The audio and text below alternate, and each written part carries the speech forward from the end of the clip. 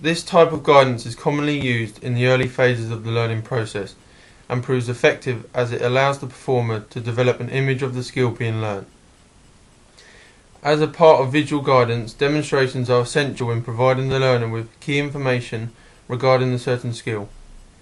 The demonstrations must be accurate and should focus on all key aspects of the skill to allow the learner to develop correct technique, efficiency and kinesthetic awareness.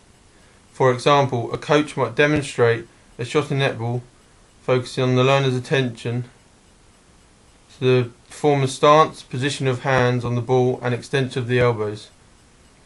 Apart from demonstrations, other visual materials are used such as pictures and diagrams, which also provide the learner with key information of the skill.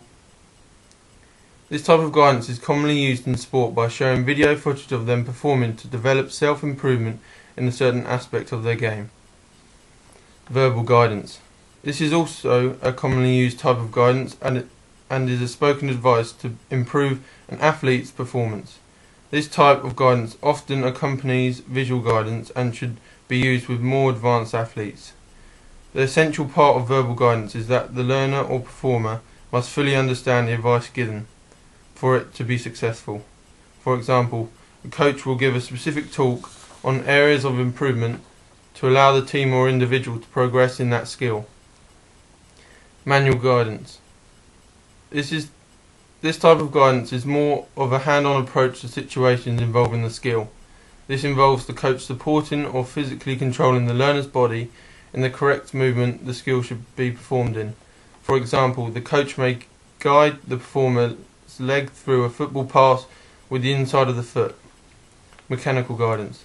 This type of guidance uses different types of equipment in aid of the learner to perform the skill in the correct way. This type of guidance is also very useful in early phases of learning, as it develops kinesthetic awareness of the movement. This guidance is also useful as it enforces safety due to a harness when trampolining or a float to aid a swimmer.